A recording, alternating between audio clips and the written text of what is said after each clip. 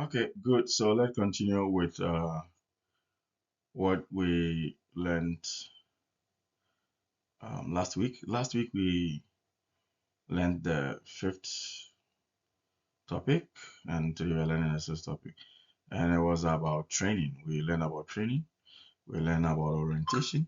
We learned about onboarding and what have you. So last week that's what we did. Today we're going to continue, and we're going to have these learning. We're going to look at performance management. So as HR managers, as HR personnel, we don't just do training. Training should bring returns to the organization. We learned about diversity, equity, inclusion. We learned about various ways and methods through which we make training. And then we learned about what training is supposed to bring to the organization. And today we are learning another thing. And what we are learning is just so simple. We are learning about performance management. So after training, we need to now get the opportunity to also measure or be able to, you know, get the feedback of the performance.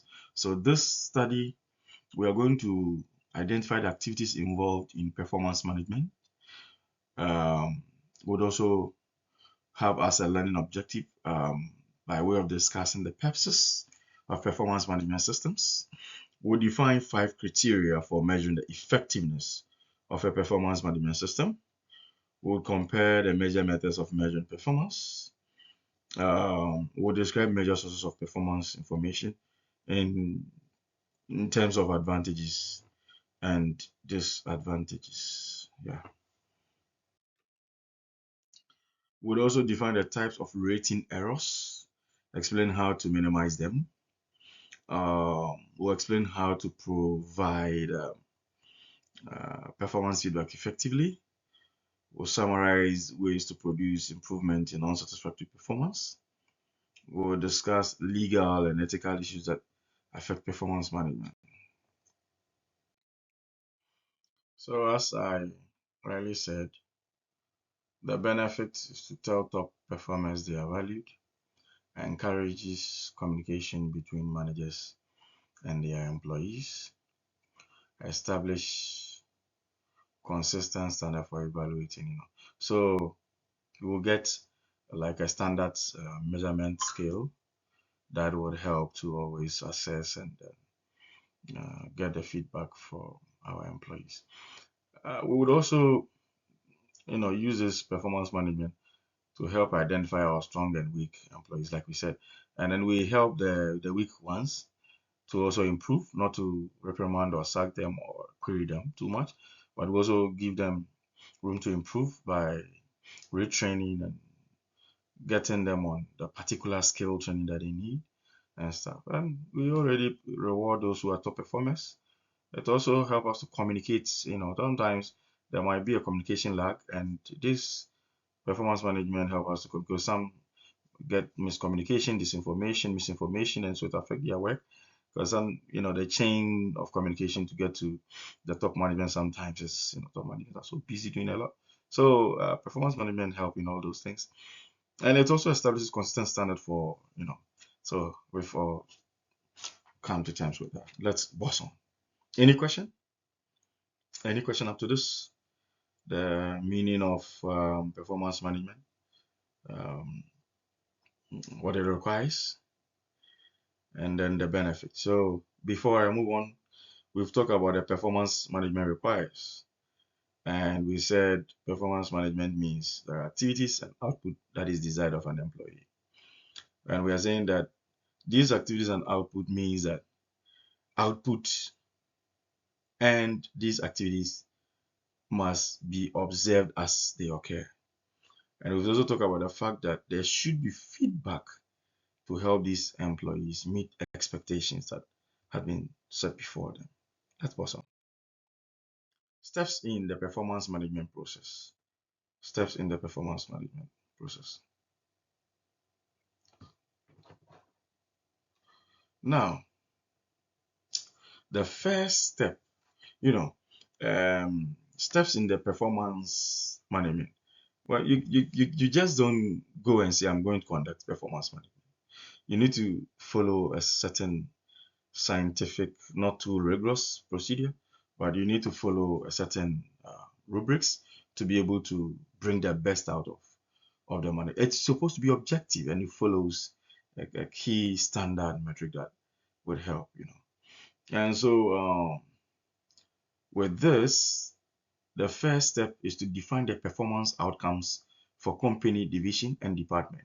So the company as a whole has various departments and have various divisions, units, sectors, and segments. You know, it comes together as a system and a whole. So now this performance management should be able to define the performance outcomes for the company and the various departments. What are the outcomes for, you know, the whole organization and that of the various department that forms the entire team. So the first step is to define the performance outcomes. The second is to develop employee goals, behavior, and actions to achieve these outcomes. So you have to look at all these in perspective. Excuse me, I'm sorry. Excuse me, my bad. Then you would also have to now consider the support and ongoing performance discussions. So in performance management process, the outcomes have been defined, the goals and behavior and actions to achieve outlined. Then we look at the support and ongoing performance discussions. Discussions that, you know, and then we evaluate the performance and then we also identify the areas that needs to be improved.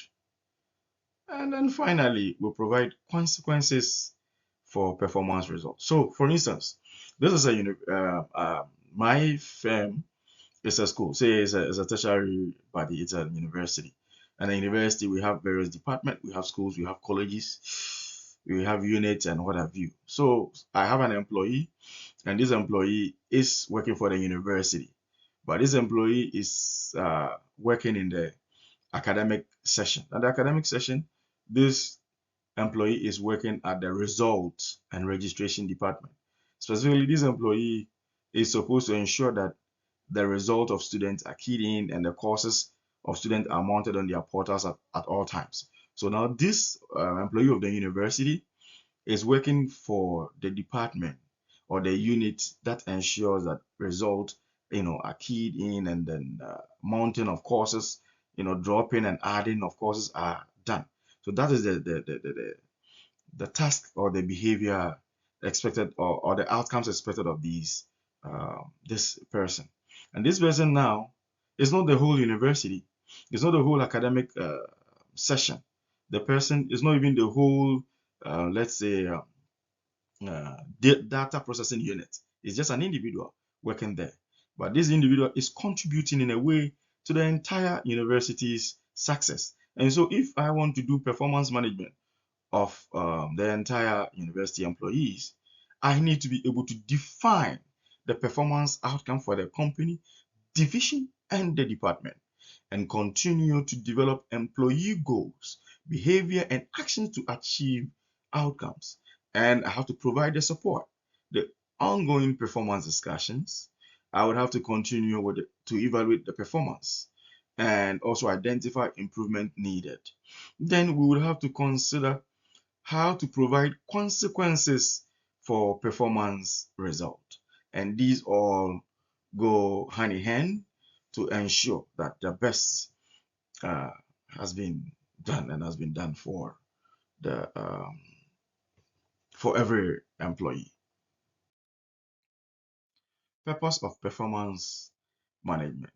So performance management, the strategic purpose is it helps organization achieve business objectives.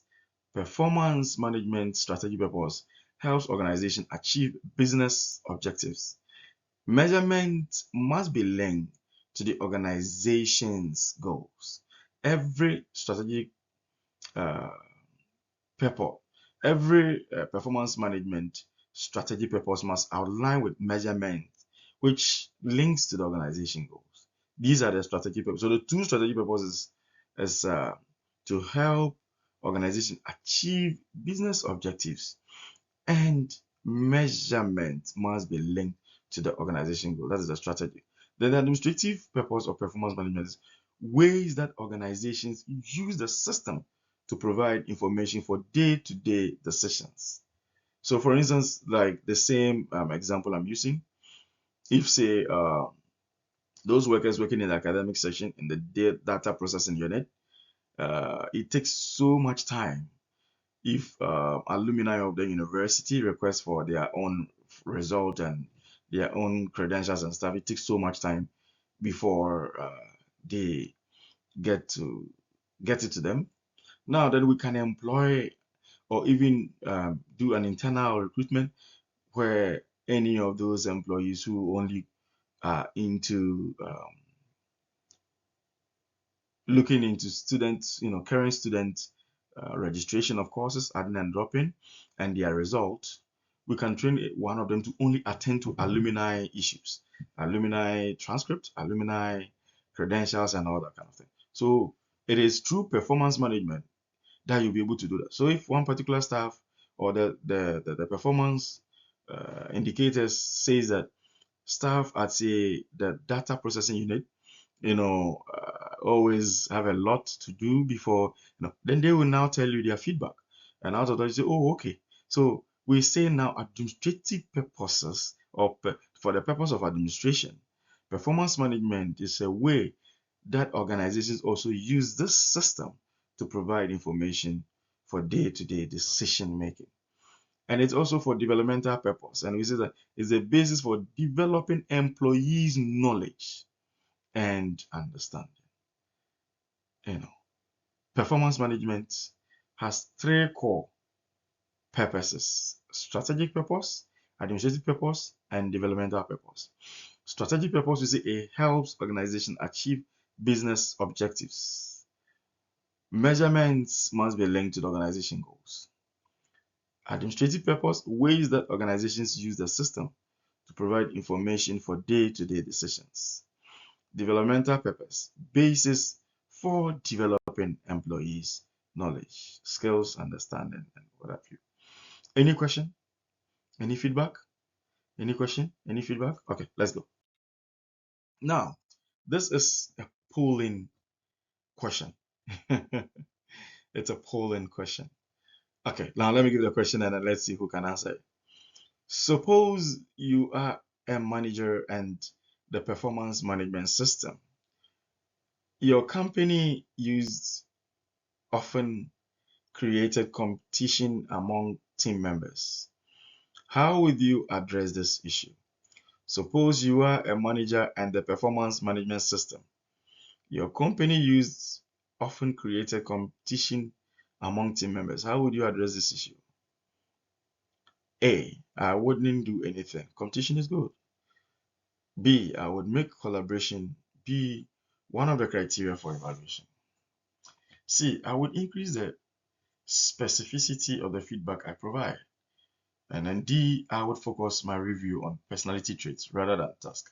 Suppose you are a manager and the performance management system your company used often created competition among team members. How would you address this issue? It's a brainstorm. Let's tease our minds. Let's tease our minds. Let's tease our minds.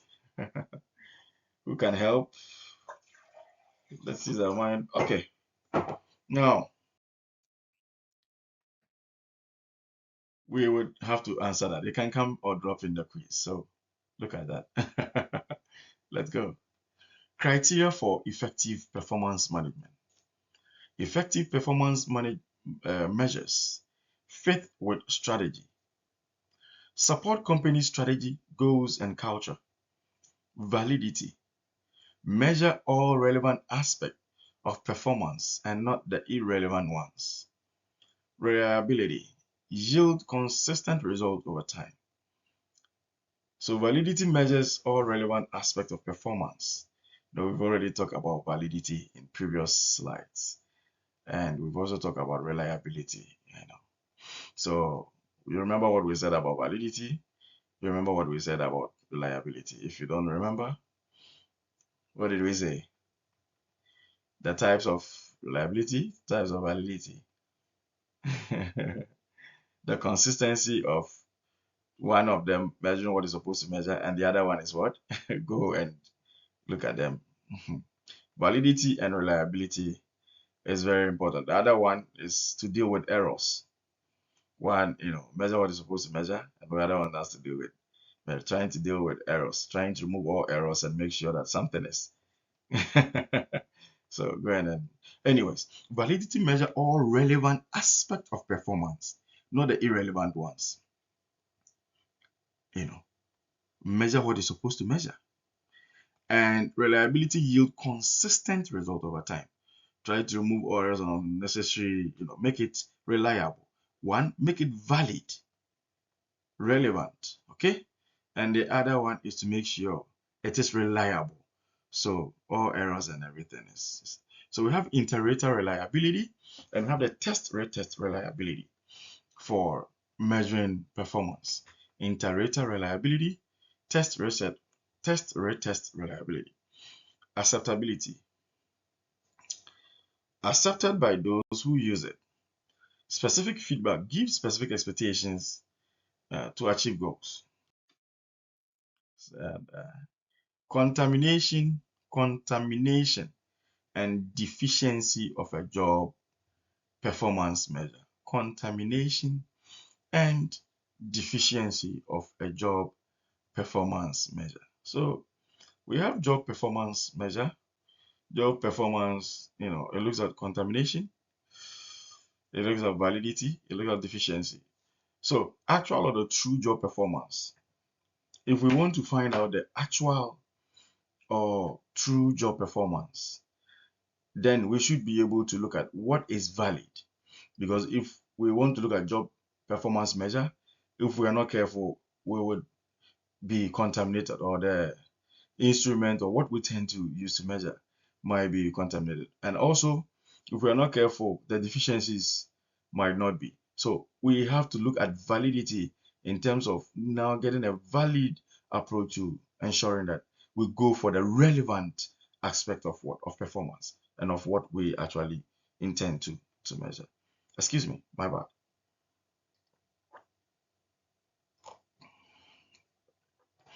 Any question? Contamination and deficiency of a job performance measure.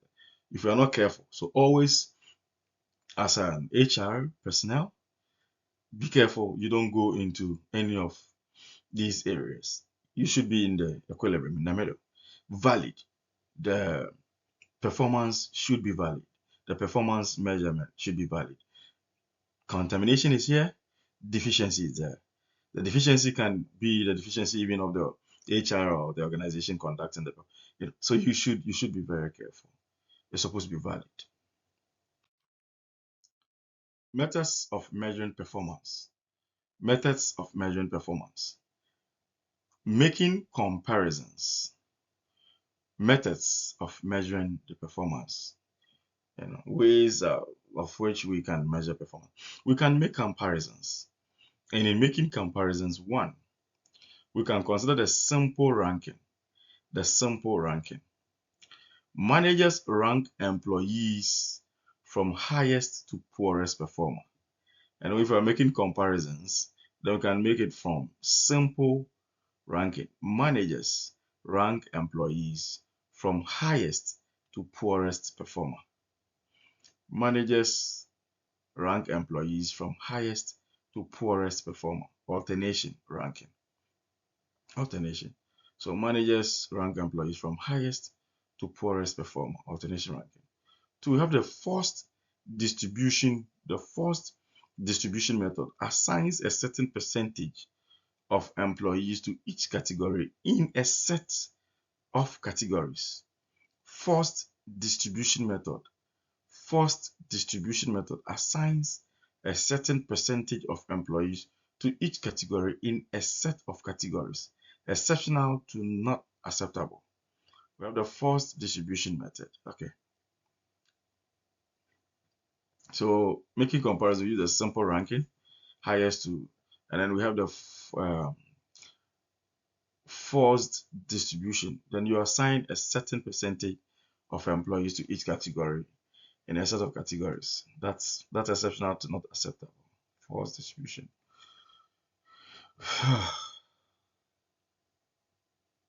Then we have the paired comparison method. And with the paired comparison method, what it also does is it compares each employee with the others to establish rankings. So the difference between, for instance, the simple ranking is that with a simple ranking, we can have a scale of say 1 to 100, and each individual is rated on that. But the paired comparison, we compare each employee with the others to establish a ranking. So between Kofi and Amma, between Ben and John, between Ben and Sheila, how do they perform? They are the same department, the same unit, the same task. So we look at their ability to do work, their output. And rankings are often not linked to the organizations. The ranking is open to interpretation. So the ranking is not linked to the organization's own metric or the organization's own data or the organization's own interpretation. The ranking is the organization's own. It's open to interpretation of this ranking, and there are a lot of variables that why is Ben outperforming Sheila? Why is Sheila outperforming Ben? Why this and this and that and that are happening? You look at all those, and you're able to interpret and be able to give feedback, which would really help with work. Okay, method for measuring performance. The rating attribute. When you use a rating attribute, graphic rating scale, it lists the traits and provides a rating scale for each trait. Employer uses scale to indicate extent to which employee displays each trait. The rating scales are subject and vary by employer. So if the employer uses the rating attributes, it becomes graphic, pictorial, it's virtual. You can read, interpret, and then see the graphs and what they mean, right? So each trait, like say typing, ability to typing speed, right? 1,000 words in a minute, then we're able to now see all those things. And then we have the mixed standard scale. So we have the graphic rating scale. These are rating attribute. Can have the um, the graphic rating scale can have the mixed standard scale. So when you're using the mixed standard scale, the mixed standard scale uses several statements to describe each trait. Several statements to describe each trait. Several statements to describe each trait. Mixed standard. Several to describe each trait. Employer scores employee in terms of how employee compares to the statement. So mixed standard is entirely different from the graphic rating. The graphic lists the traits, provide a rating scale for each trait. Employer uses the scale to indicate the extent to which employee displays each trait. The rating scales are subjective and vary by employer. But the mixed standard scale, it uses several statements to describe each trait, and employer scores employee in terms of how employee compares to the statement. Rating behaviors. So now we have to consider the rating behaviors as well. You have any question? Any question? Any feedback? Any suggestion? Any question? Feedback? Question? Feedback? Okay, let's go. So then we would ask, what are the rating behaviors? We have the critical incident method, and then we have the behavioral anchored rating scale. The behavioral anchored rating scale, you can just shorten it and then use the first letters to form an acronym, and then you can do more like a Q, like BAS, behavioral anchor rating scale, BAS, and have the CIM. That's a critical incident method. Okay, so the critical incident method as a rating behavior, we say specific instances of effective and ineffective employee behavior is documented. Get it? Specific instances of effective and ineffective employee behavior is documented. That is a critical incident. Then we say employees receive feedback about what they do well and what they do poorly. Employees receive feedback as to what they do well and what they do poorly. That's a critical incident method. And we're saying that the critical incident method, specific instance of effective and ineffective employee behavior. So the critical talks of effectiveness and it also talks about weaknesses in all. So effectiveness, who is effective, who is not effective, who is doing well, who is not doing well. That is the critical. But the behavioral anchored rating builds on the critical incident approach. So one builds on the other. And which one builds on the other? The BAS builds on the CIM or the SEM. You get what I mean? So the SEM looks at effectiveness, looks at who is poor, who is good, in terms of that uh, pattern.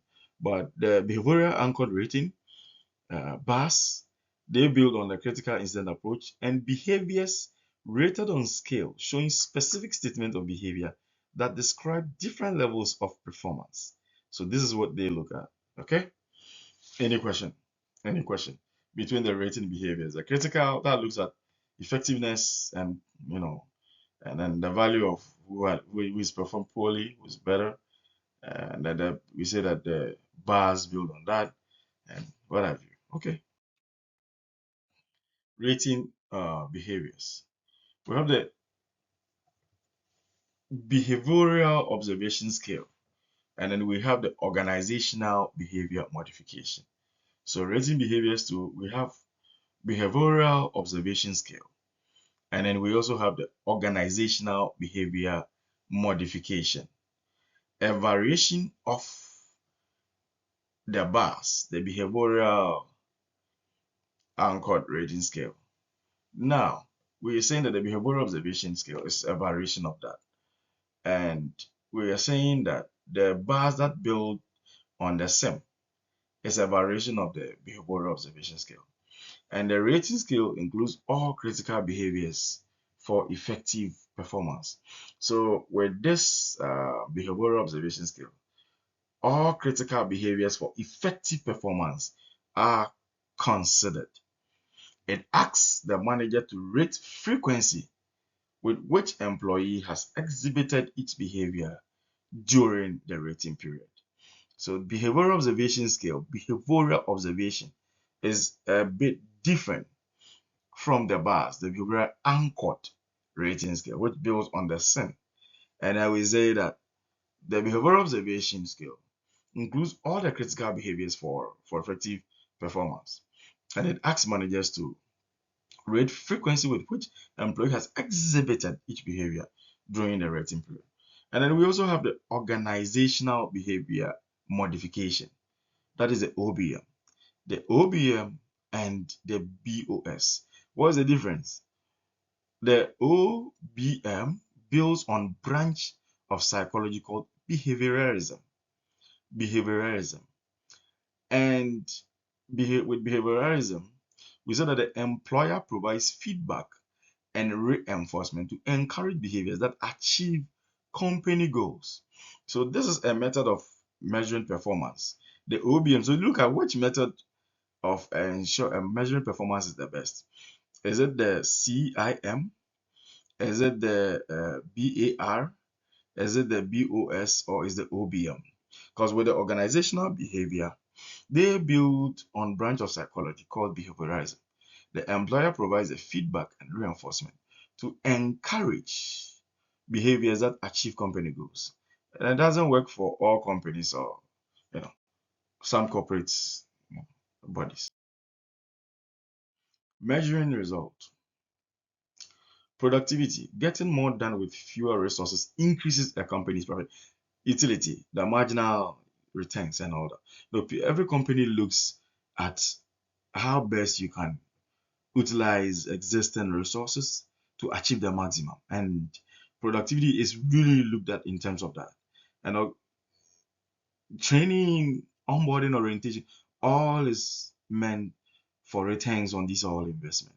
Because your skill, your ability, your knowledge, your license, and all those means you should be able to perform. And then the company would go on to give you all that you need in training, in orientation, in onboarding, and they expect that with these you should do better or know better. And that's what we are saying, that getting more done with fewer resources increases the company's profit. Um, Management by objective, the MBO, management by objective. People at each level of organization set goals in a process that flows from top to bottom. Employees at all levels contribute to organization's overall goals. Set goals become the standard for evaluating employee performance.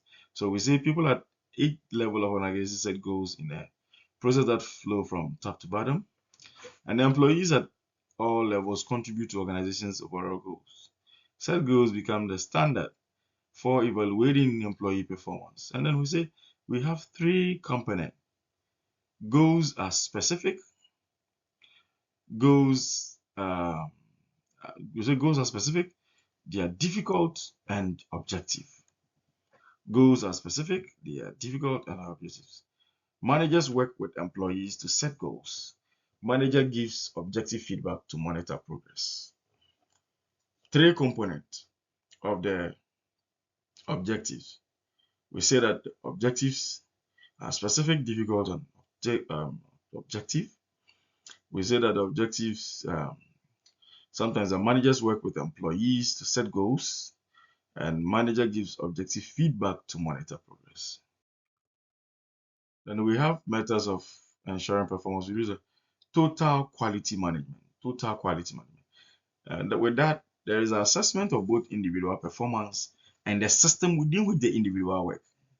So the total quality is a little different from the others we've looked at, because that looks at your performance and the system. If there is any issue, either it's coming or emanating from the system or from the individual, and that gives the feedback to be addressed. Yeah, it yields subjective feedback from managers, peers, and customers. When it comes to managers, when it comes to peers, and when it comes to customers, so far as you know, you are looking not only at the individual but the environment. Everything will be pushed on the environment, and that's some what some employees do. So that's why on that scale we say that if we're not careful, that is how it's going to go. Then we also say that it yields objective feedback based on the work process, because you are looking at the person, your output, your skill, your ability, and what you're supposed to do.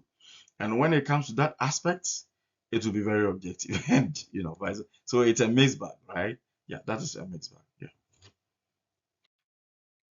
The total quality management (TQM) approach to performance management includes subjective from managers, peers, and customers, as well as objective feedback on the work process. And then we have the 360-degree performance appraisal. The 360-degree performance appraisal, performance measurement that combines information from a variety of sources. The 360-degree performance appraisal, we say that the performance measurement that combines information from a variety of sources. And this performance is from the managers, the peers, the subordinate, the self, and the customers. So 360-degree performance appraisal. Now we are not looking at the environment, and we are not looking at the customers. It's not like the person and the environment. As compared to the total quality model. In the 360-degree performance model, we look at getting information from managers, from peers, from yourself, from subordinate and customers. So customers are evaluating you, you are evaluating yourself, subordinates are evaluating you, and managers are evaluating you. And that is like a 360, a rounded approach to ensure that we are doing the right performance. Or um, we are generating the right source of information on your performance. So the 360 degree is, here we are now done with the methods of performance management. We ended on the total quality model, and we looked at what can be done. We said sometimes in doing this performance management, we can set goals. We can either do it with the employees, and then we have to define the goals and all that kind of thing.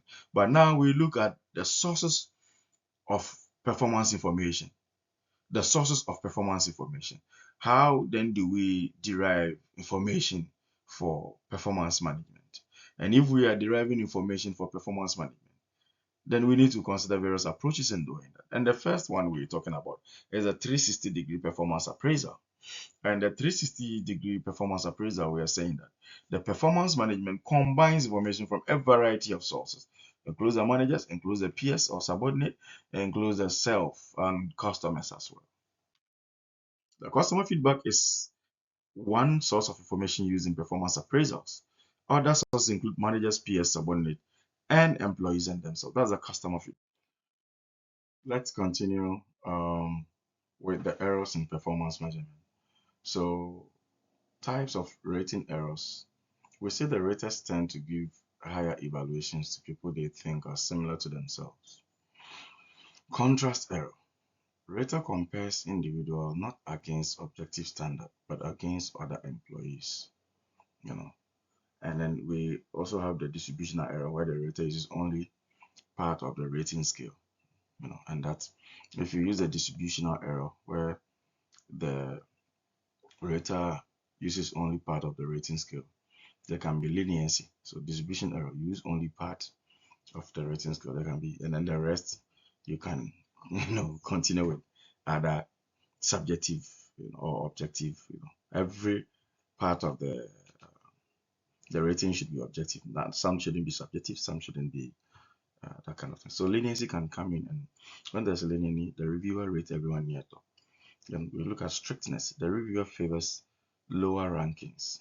You are too firm, too stiff, trying to be too hard. There will be uh, the issue of lower rankings. You will not be, at least a bit moderate and standard. Then so we have distributional error occurs with leniency, leniency, strictness, central tendency. Excuse me. Pardon me. My bad. Thank you. So central tendency, reviewer rates everyone in middle of scale. A central tendency, reviewer rates everyone in middle of scale. Rater bias. Rater bias. Rater lets their opinion of one quality their color the opinion of others. So we have the rater bias. The rater let the opinion of one quality color their opinion of others. And we have the halo error. The halo error occurs when bias causes favorable rating. Halo error occurs when bias causes favorable ratings. That is the halo error. It occurs when bias causes favorable ratings. Then we have the horns error. The horns error occurs when bias causes negative rating. So halo is bias will cause favorable rating. My bad. Halo error. Okay, so we also have the rater tend to give higher evaluations to people they think are similar to themselves. That is one. We have the contrast error, where the rater compares individual not against objective standard, but against other employees. Then we've come to the distributional error, where the rater uses only part of the rating, and that we have the leniency, where the reviewer rates everyone near top. Have the strictness, where the reviewer favors lower rankings, and have the central tendency, where the reviewer rates everyone in the middle of the scale. Then we come to the last one, which is the rater bias. The rater lets their opinion of one quality color their opinion of others. And with that, we say that the rater bias can happen near the halo error. Halo error, where bias causes favorable rating. Bias will cause favorable. And then the horns error, where bias will cause negative rating. So we have the halo, where bias will cause favorable. Bias is causing favorable, and then we have the horns where bias will cause negative. So bias can cause favorable rating, and the horns error can cause negative. So we have favorable for the halo and horns for the negative. Okay, let's continue. This a possible rating error in performance measurement. displayed in graph, similar to me. So similar to me, overrating people who seem similar, contrast error, underrating people who seem different. So you see, they're similar to me, the contrast, they are not like me. Errors in distribution, the leniency, where everybody on top, the strictness, where everybody goes down, the central, where everybody goes down. Then the halo, overrating based on one good quality. You see just one good quality. Oh, he was neat.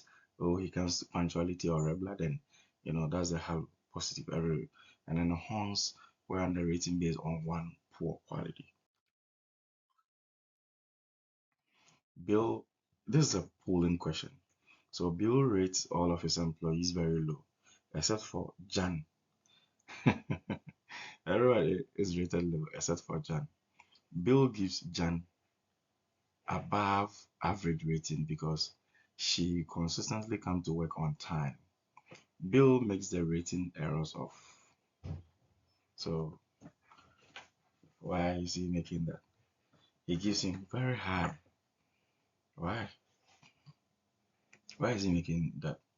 So Bill gives Jan above average rating because she consistently comes to work on time. Bill makes the rating error of what? Because he comes to work on time. Why is he doing that? You know? Why is he doing that? Then for his team, dash for Jan. Yeah, I mean, for his team, So now, just try and think about it.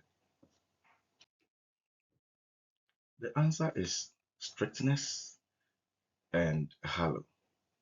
Bill gives Jan above average rating. So you give him above average ratings because she consistently comes to work on time. Bill makes the rating errors of strictness.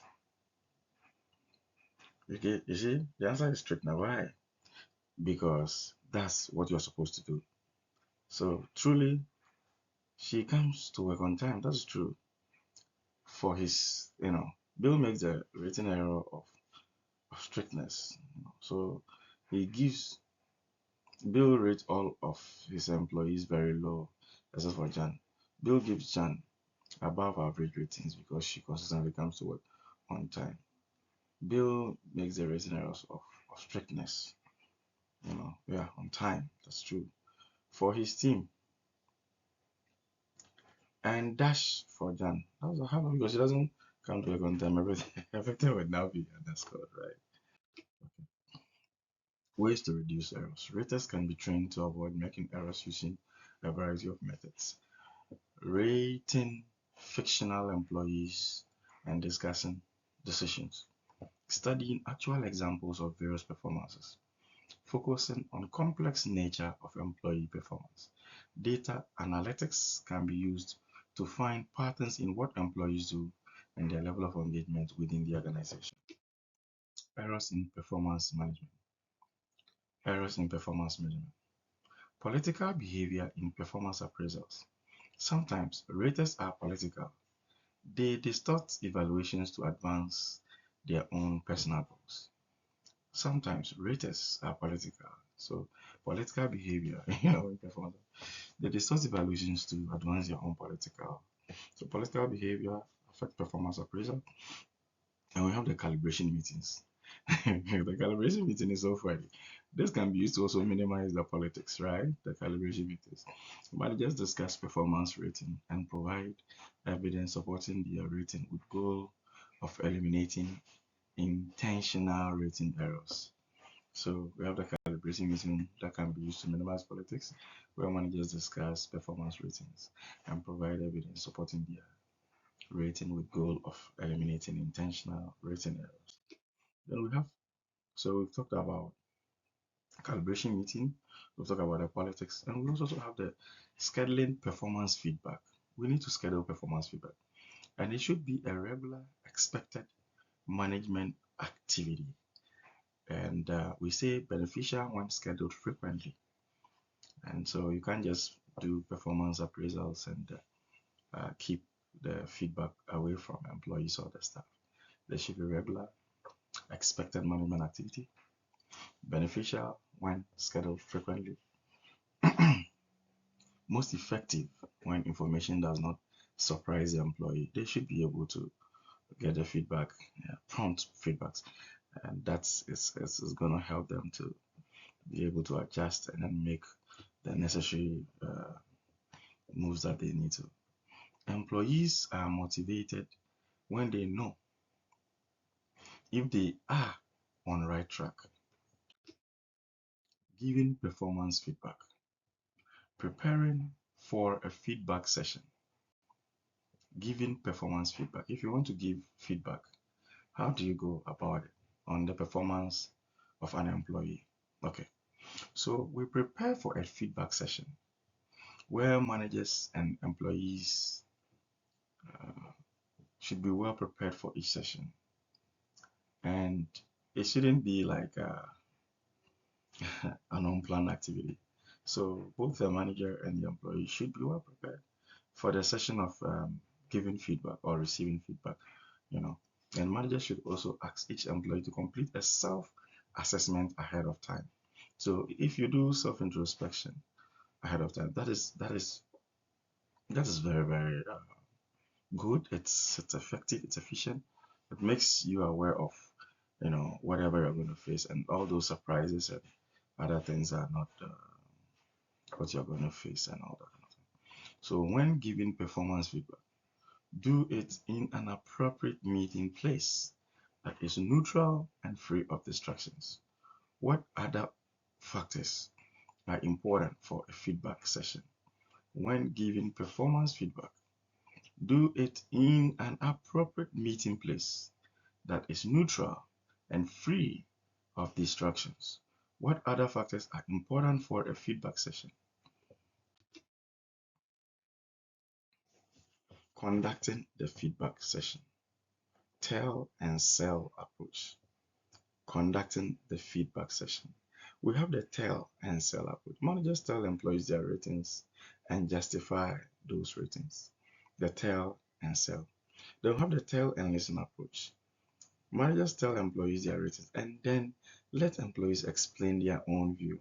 So, for instance, I might be able to, from my feedback, if I am the manager, I may have like a peaceful, friendly discussion and interaction with my employee who I assume are subordinate, and we in the chain of command are not bosses, but are servants that provide the needed peaceful environment and resources for the employee and staff to work and work well. So the tell and listen approach, where managers tell employees their ratings, and then you give the opportunity or the floor to the employee or their staff for them to also share their own views and their own feedback. Yeah. Then we have the problem solving approach. Managers and employees work to solve performance problems. The feedback session should conclude by setting up for, you know, we can set the feedback session should conclude by setting, or we make an arrangement for the coming period. And it's very peaceful, and it helps a lot for a lot of things to be corrected. Finding solutions to performance problems. The type of action taken depends on what employee lacks. Lack of ability, lack of motivation, lack of both, lack of neither. These action taken depends on what employee lacks. We say that if we want to find solution to performance, excuse me, my bad, it was unintentional interruption. And so we're saying that finding solutions to performance problem, the type of action taken depends on what employee lacks.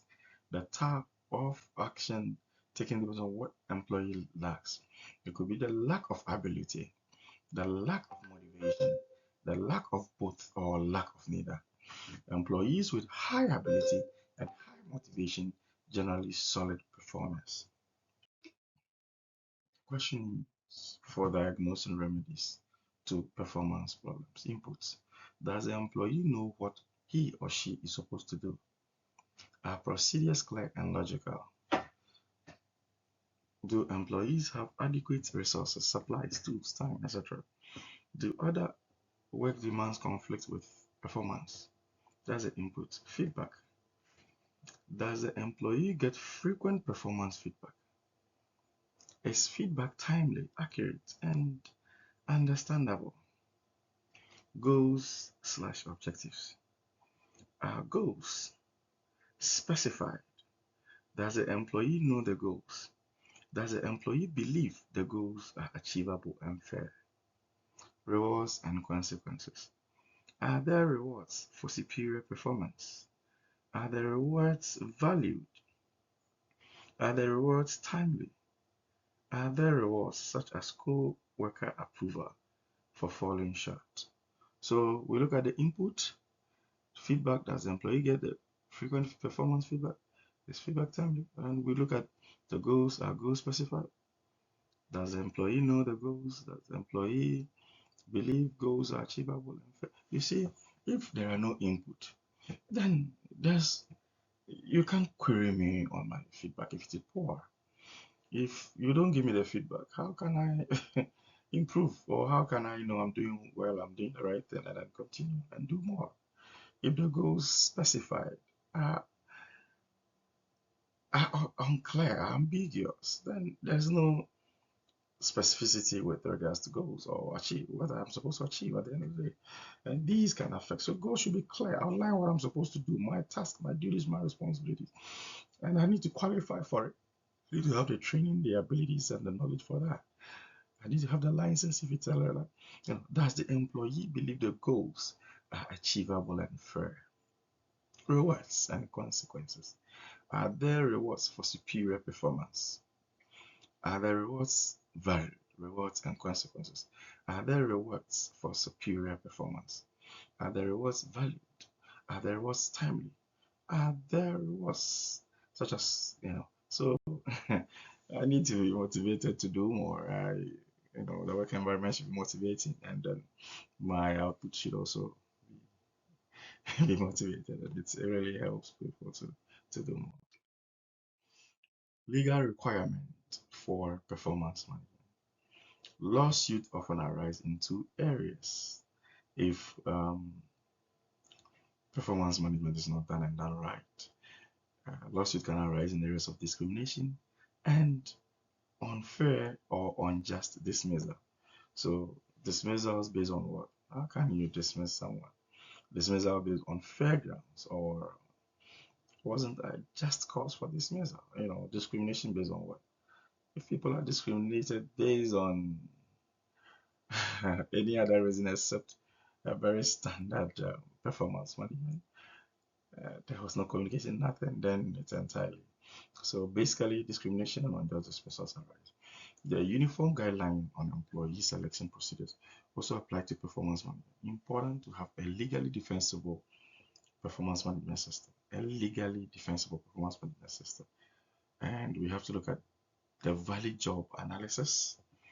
If there is a uniform guideline on employee selection procedure, the employee selection procedure then applies to the performance management. And that's why job analysis should be valid.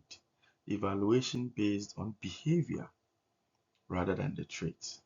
Okay, so we don't look at how maybe I type, but look at what I'm able to achieve when I have a whole load to type, and am I doing the right thing? Yeah, but if you look at other things that are necessary or unhealthy, then it might not work out well. So we use multiple raters whose rating can be appealed. Okay, so sometimes if the rating comes from someone I already have issues with, it affects, it doesn't go well or it doesn't go the way it's supposed to go.